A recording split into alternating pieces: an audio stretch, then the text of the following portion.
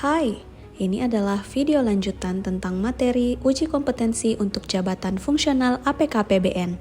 Jika Anda belum menonton video sebelumnya, silahkan klik tautan pada kolom deskripsi di bawah video ini ya. Di video ini, kita akan membahas 4 subkompetensi lainnya pada uji kompetensi manajerial, serta subkompetensi untuk uji kemampuan sosial kultural. Langsung saja, subkompetensi kelima pada uji kompetensi manajerial yaitu pelayanan publik. Untuk indikator yang ketiga, misalnya bisa kita lihat perbedaan antara kompetensi utama yang dimiliki oleh masing-masing jenjang jabatan. Dan untuk lebih memahami materi serta kompetensi di setiap jenjang jabatan, khususnya untuk pelayanan publik, kita coba untuk mengerjakan soal berikut ini. Ada soal yang menanyakan indikator perilaku level 2 pada subkompetensi pelayanan publik sesuai keputusan Menpan RB nomor SKJ 18 tahun 2023 kecuali. Nah, perlu Anda ingat bahwa untuk level 2 itu diisi oleh jabatan fungsional APKPBN ahli pertama. Namun di soal ini yang diminta adalah kecuali, perhatikan kata kecualinya. Kita bisa lihat jawaban-jawaban yang tersedia. Sebenarnya ini jawabannya kalau dilihat benar semua ya. Tetapi kalau kita lihat atau ingat tadi, indikator-indikator pada perilaku di subkompetensi pelayanan publik itu di APK-APBN ahli pertama mencakup tentang menunjukkan sikap yakin dalam mengerjakan tugas. Oke, ada. Nah, yang kedua, secara aktif mencari informasi juga ada. Dan yang ketiga, indikator ketiga itu mampu mengenali dan memanfaatkan kebiasaan, tata cara dan lain-lain, itu juga ada. Berarti jawaban yang tepat untuk soal ini adalah menjadikan pelayanan kepada stakeholder sebagai salah satu target dalam capaian kinerja unit organisasi dan seterusnya. Oke, jadi kalau bisa teman-teman perhatikan baik-baik detail kompetensi yang dibutuhkan untuk setiap jenjang jabatan. Untuk subkompetensi pengembangan diri dan orang lain, itu tentu juga berbeda kompetensi utama yang harus dimiliki oleh masing-masing jenjang jabatan. Teman-teman bisa baca-baca lagi aja, entah itu videonya mau dijeda dulu atau videonya mau di-download sekalian, boleh ya. Baik, untuk lebih memahami tentang pengembangan diri dan orang lain, kita bisa lihat contoh soalnya. Berikut adalah hal yang sebaiknya dilakukan dalam mengelola rekan atau anggota tim. Oh iya, perlu diingat juga bahwa soal kompetensi itu bukan berarti harus yang keluar soalnya itu harus sesuai dengan jenjang jabatan. Bisa jadi soal-soal yang keluar itu adalah soal-soal yang bersifat umum, tidak spesifik untuk suatu jabatan tertentu, tapi masih merupakan pembahasan tentang kompetensi manajerial ataupun sosial kultural itu sendiri ya. Seperti yang bisa kita lihat pada contoh soal ini, di sini soalnya menyebutkan bahwa berikut adalah hal yang sebaiknya dilakukan dalam mengelola rekan atau anggota tim. Nah, meskipun sebenarnya tanpa mengetahui level jenjang jabatannya, apakah dia pertama atau dia muda atau bahkan dia madya, untuk soal-soal seperti ini itu sudah pasti jawabannya adalah menjadi role model bagi mereka. Karena 3 jawaban lainnya itu sepertinya bermakna konotasi negatif. Sedangkan yang konotasinya baik itu hanya ada pada pilihan jawaban yang pertama.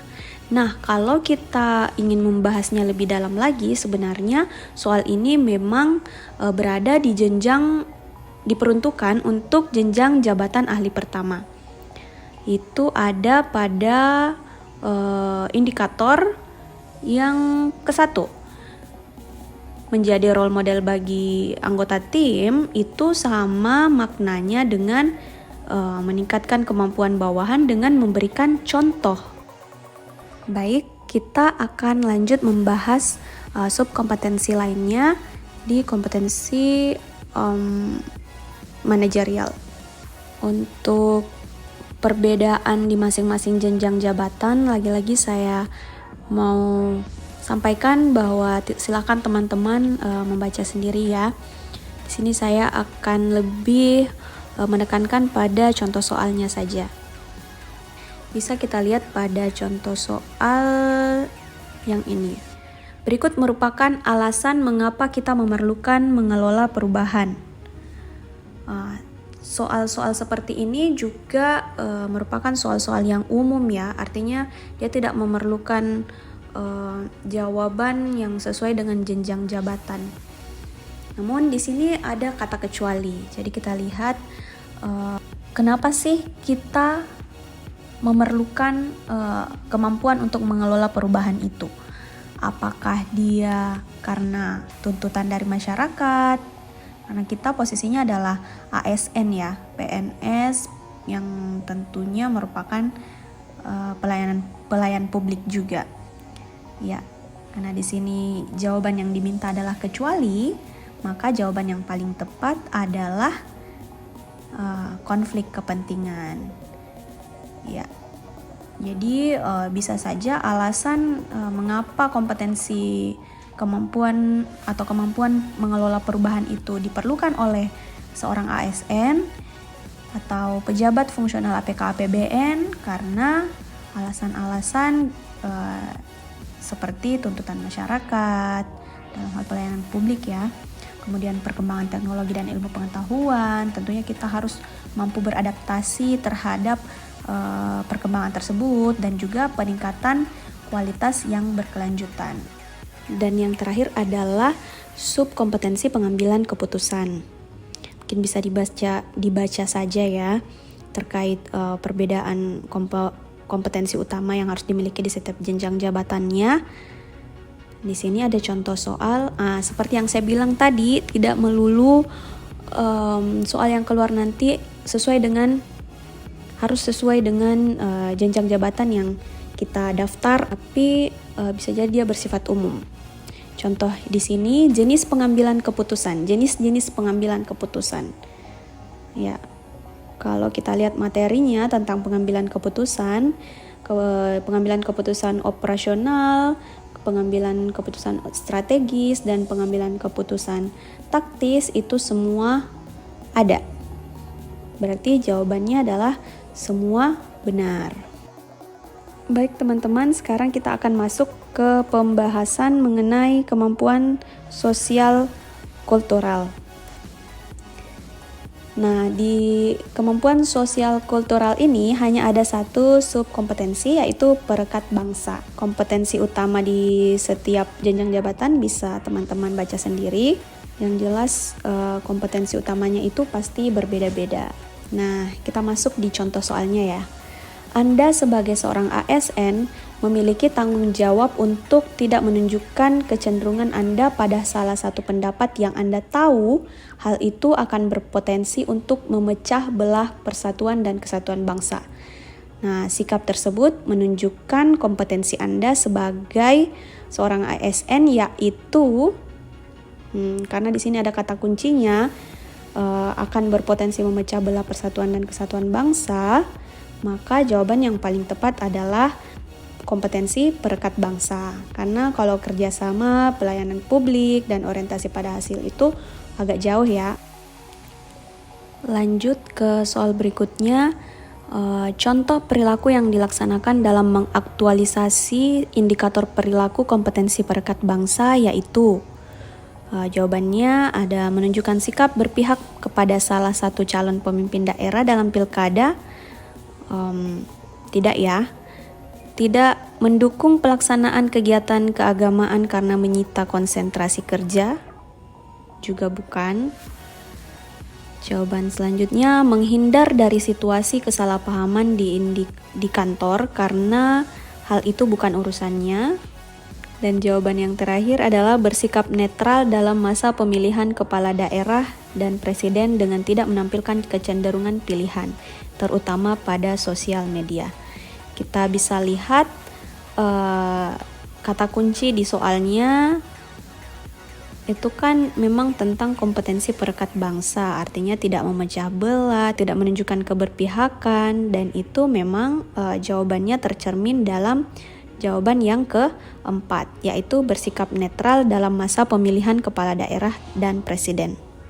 Soal selanjutnya, deskripsi perekat bangsa pada level 2 yang harus dipahami oleh pejabat APK APBN fungsional pertama, kecuali berarti yang bukan, yaitu membangun hubungan baik antar individu dalam organisasi, mitra kerja, pemangku kepentingan. Yang jawaban kedua, bersikap tenang, mampu mengendalikan emosi, kemarahan, dan frustasi dalam menghadapi pertentangan. Jawaban yang ketiga, menampilkan sikap dan perilaku yang peduli akan nilai-nilai keberagaman dan menghargai perbedaan. Dan yang keempat adalah aktif mengembangkan sikap saling menghargai dan menekankan persamaan dan persatuan. Nah, kalau kita lihat jawabannya ini semuanya sepertinya baik ya jawabannya. Namun karena di sini ditekankan adalah kemampuan pada level 2. Nah, level 2 itu kita tahu adalah jabatan APK APBN ahli pertama. Maka kalau kita lihat di tabelnya di sebelumnya, itu jawaban untuk membangun hubungan baik itu ada di indikator perilaku kedua. Bersikap tenang, mampu mengendalikan emosi, dan lain-lain itu ada di indikator perilaku ketiga. Menampilkan sikap dan perilaku yang peduli akan nilai keberagaman itu ada di indikator perilaku yang pertama. Berarti meskipun semua jawabannya baik, tapi ada satu jawaban yang tidak termasuk dalam indikator perilaku perekat bangsa untuk APK APBN ahli pertama. Jadi jawabannya adalah yang pilihan jawaban keempat, aktif mengembangkan sikap saling menghargai dan menekankan persamaan dan persatuan. Kita lanjut lagi ke soal berikutnya. Sebagai bangsa Indonesia, cara yang paling tepat dalam bersikap baik di lingkungan kerja maupun di masyarakat adalah, materinya adalah tentang perekat bangsa ya. Berarti perekat bangsa itu ada hubungannya dengan Persatuan Indonesia. Dan Persatuan Indonesia merupakan bunyi dari sila ketiga Pancasila. Berarti jawabannya adalah menerapkan sila ketiga Pancasila. Contoh soal yang terakhir bisa kita lihat, kemampuan ASN dalam mempersatukan masyarakat dan membangun hubungan sosial psikologis dengan masyarakat tercermin dalam definisi perekat bangsa dalam frasa. Nah, kalau kita lihat jawabannya di sini hanya ada satu jawaban yang menggunakan frasa, yaitu jawaban kedua pada kata perpanjangan tangan pemerintah. Jadi bukan maksudnya tangan yang panjang, bukan panjang tangan, tapi dia adalah penghubung antara pemerintah dengan masyarakat. Jadi jawabannya adalah jawaban yang kedua, mampu menjadi perpanjangan tangan pemerintah. Baik teman-teman, cukup sekian pembahasan mengenai kompetensi teknis dan latihan soal pada kemampuan manajerial dan juga kemampuan sosial kultural. Jika teman-teman masih ingin belajar tentang jabatan fungsional APK APBN, kita lanjut part 4 ya.